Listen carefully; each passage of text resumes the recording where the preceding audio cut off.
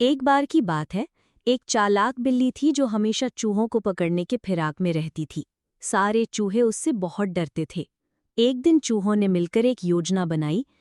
उन्होंने सोचा, अगर हम किसी तरह बिल्ली के गले में घंटी बांध दें, तो उसकी आवाज से हम सतर्क हो जाएंगे।